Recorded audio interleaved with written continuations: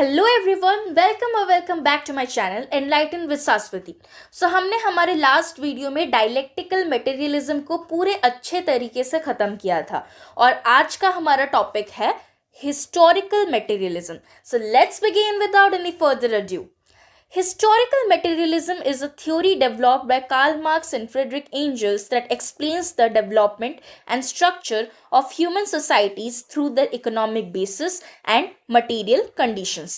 तो देखो, मैंने हमारे लास्ट वीडियो में ऑलरेडी समझा दिया था कि बेस क्या होता है और सुपर स्ट्रक्चर क्या होता है, क्योंकि वो दोनों चीज हिस्टोरिकल मटेरियलिज्म में बहुत ही ज्यादा इंपॉर्टेंट है। अगर आपको अच्छे से समझना है देन आप मेरे लास्ट वीडियो को भी देख सकते हो by clicking on the I button. और मैं इस वीडियो में भी थोड़ा सा समझाऊंगी, मतलब एक ओवरव्यू दूंगी कि बेस और सुपर स्ट्रक्चर क्या होता है। तो पहले हमें ये पता करना है कि जो हिस्टोरिकल मटेरियलिज्म होता है उसे कार्ल मार्क्स और फ्रेडरिक एंजल ने डेवलप किया था और उसे एक्सप्लेन किया था, एंड उस पे ज़्यादा बेस और सुपर स्ट्रक्चर के ऊपर ज़्यादा फोकस था। और बेस हमारा क्या था? इकोनॉमी, मतलब मटेरियल कंडीशन। मटेरियलिज्म मतलब ज़्यादा मटेरियल पे फोकस किया जाता है, तो मटेरियल कंडीशन पे ज़्यादा मतलब वो एम्फसाइज किया जाता था ज़्यादा। According to historical materialism, the way in which a society produces and exchanges goods, that is, the mode of production, fundamentally shapes all other aspects of society, including its legal, political, and cultural institutions, that is, the superstructure. मतलब देखो, मैंने जैसे बोला था कि जो economy होता है वो बेस होता है और जितने भी सारे अलग चीज होते हैं वो सुपर स्ट्रक्चर होता है।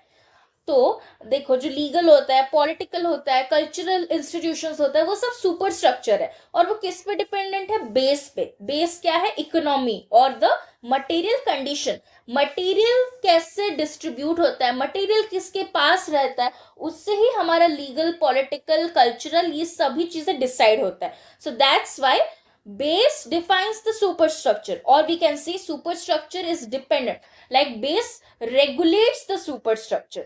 That is the ultimate thing which you have to understand. Base के ऊपर ही superstructure dependent होता है.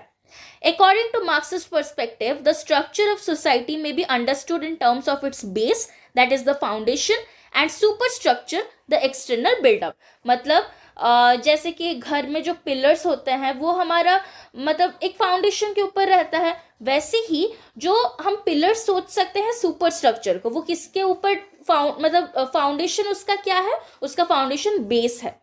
Base consists of the mode of production, while superstructure is represented by its legal and political structure, religion, moral, social practices, literature, art and culture. मैं जो तब से समझा रही हूँ वही इधर बार बार दिया है कि जो बेस होता है वो मोड ऑफ प्रोडक्शन मतलब ज्यादा इकोनॉमी पे डिपेंडेंट होता है, और जो सुपर स्ट्रक्चर होता है मतलब बेस क्या है? इकोनॉमी, और सुपर स्ट्रक्चर इकोनॉमी को छोड़ के जितने भी सारी चीजें हैं, चाहे वो रिलीजन हो, मोरल प्रिंसिपल्स हो, सोसाइटी हो, पॉलिटिकल स्ट्रक्चर हो, कुछ भी हो। तो जो मोड ऑफ प्रोडक्शन होता है उसके ना दो कंपोनेंट्स होते हैं। मोड ऑफ प्रोडक्शन मतलब एक चीज है जिसके ऊपर सभी चीजें डिपेंडेंट होता है। मतलब हम जब इकोनॉमी बोलते हैं, इकोनॉमी में ही मोड ऑफ प्रोडक्शन आता है। और मोड ऑफ प्रोडक्शन के दो कंपोनेंट्स है, एक होता है फोर्सेस ऑफ प्रोडक्शन और एक होता है रिलेशंस ऑफ प्रोडक्शन। तो अभी हम समझना चाहते हैं कि फोर्सेस ऑफ प्रोडक्शन क्या होता है और रिलेशंस ऑफ प्रोडक्शन क्या होता है। Forces of production cannot remain static. They have an inherent tendency of development in the direction of achieving the perfect society. तो basically जो forces of production होते हैं वो ऐसा नहीं है कि forces of production कुछ static है, मतलब कुछ particular चीज को ही हम forces of production बोलते हैं। क्यों? क्योंकि the forces of production are dynamic, मतलब forces of production हमेशा change होते रहते हैं। चेंज होने का मोटिव क्या है? ताकि एक परफेक्ट सोसाइटी एस्टेब्लिश हो सके। एक सोसाइटी को परफेक्ट बनाने के लिए हमेशा जो फोर्सेस ऑफ प्रोडक्शन में चेंजेस लाए जाते हैं। फिर वैसे ही जैसे कि मोड ऑफ प्रोडक्शन के दो कंपोनेंट्स होते हैं, फोर्सेस ऑफ प्रोडक्शन और रिलेशन ऑफ प्रोडक्शन। हम अभी फोर्सेस ऑफ प्रोडक्शन के ऊपर फोकस कर रहे हैं, तो फोर्सेस ऑफ प्रोडक्शन के भी दो कंपोनेंट्स होते हैं। एक होता है मीन्स ऑफ प्रोडक्शन, मतलब जो टूल्स और इक्विपमेंट्स हम यूज करते हैं, और एक होता है लेबर पावर, जैसे कि ह्यूमन नॉलेज, स्किल्स, ये सब। देखो, फोर्सेस ऑफ प्रोडक्शन का मतलब मोस्टली क्या होता है कि जब हम प्रोडक्शन करते हैं तो उसके लिए हमें क्या क्या चाहिए, क्या क्या हम अगर यूज करेंगे देन प्रोडक्शन अच्छे से होगा। तो जब भी हम कोई भी चीज बनाते हैं, फॉर एग्जाम्पल एक आर्टिशियन एक पॉट बना रहा है, तो मतलब पॉटर जो होता है वो पॉट बना रहा है, तो पॉट बनाने के लिए जो भी टूल्स चाहिए होते हैं उसे हम बोलते हैं मीन्स ऑफ प्रोडक्शन। मतलब हमें मिट्टी चाहिए होता है, पानी चाहिए होता है, वो व्हील चाहिए होता है, पॉटर्स व्हील जो होता है, वो सब है हमारे means of production because they are the tools and equipment. और लेबर पावर, वो जो इंसान के पास, वो जो पॉटर के पास नॉलेज है कि पॉट को कैसे बनाना है, और उसके पास जो स्किल्स है, जो स्किल्स को अप्लाई करके वो एक सुंदर सा पॉट डिजाइन कर रहा है, उसे ही हम लेबर पावर बोलते हैं।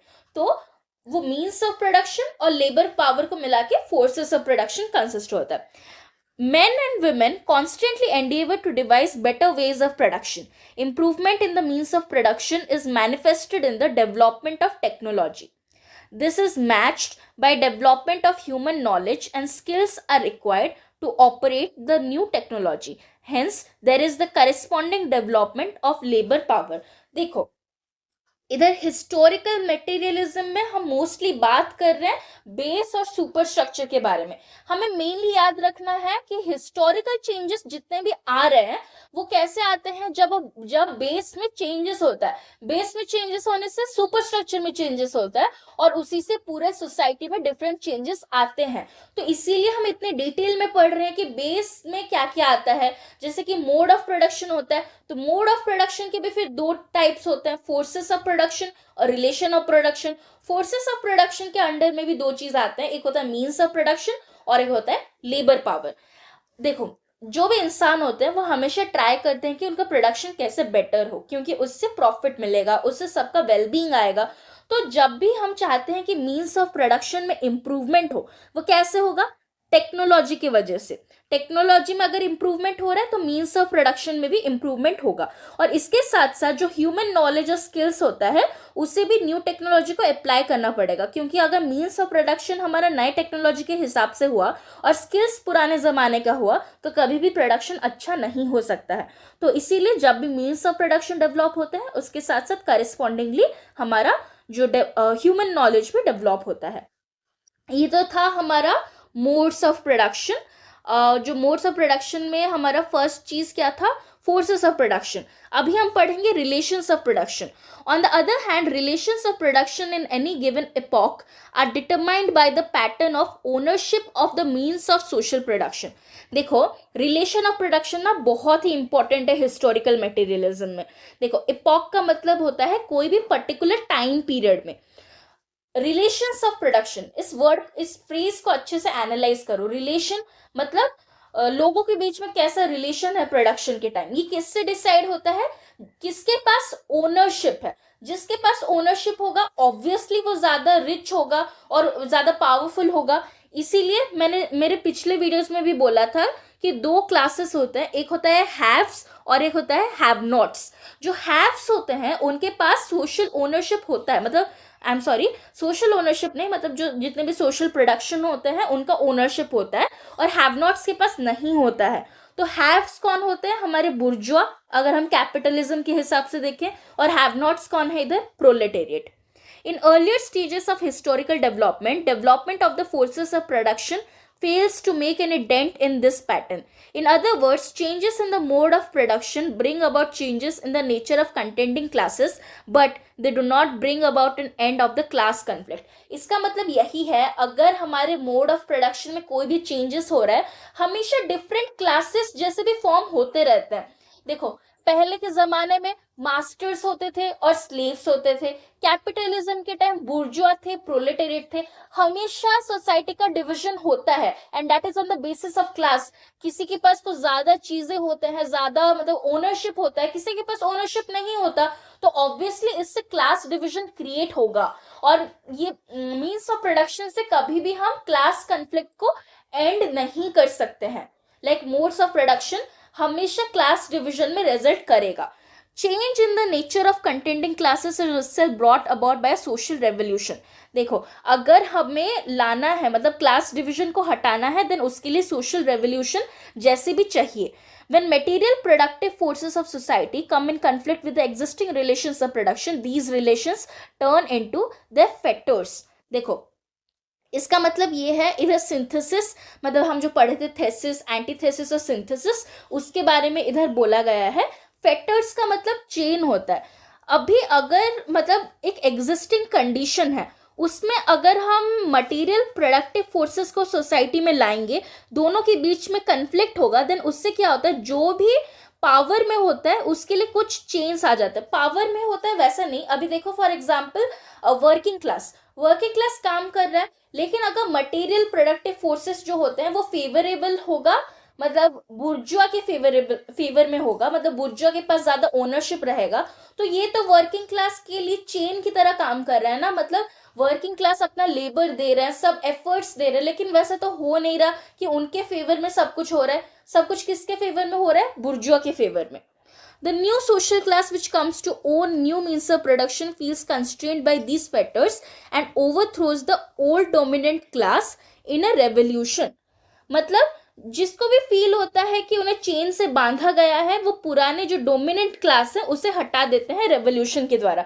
जैसे कि प्रोलेटेरिएट का रेवोल्यूशन होगा किसको हटाने के लिए, बुर्जुआ को हटाने के लिए। As a result of social revolution, an old social formation is replaced by a new social formation. Social revolution का तो काम ही यही होता है कि social, मतलब जो ओल्ड सोशल फॉर्मेशन होता है उसे रिप्लेस करके हम एक नया स्ट्रक्चर बनाएंगे। In this process, old contending classes are replaced by new contending classes, but class conflict continues on a new plane. तो ऐसे क्या होता है, ये एक साइक्लिकल प्रोसेस की तरह चलता रहता है। कोई नया आता है जो कि पुराने को पावर से हटाता है, फिर से कोई आता है जो कि उस पर्टिकुलर थिंग को पावर से हटाता है, तो ऐसे चलता ही रहता है। This has been the case till the rise of capitalism, which will be overthrown by a socialist revolution leading to the eventual emergence of classless society.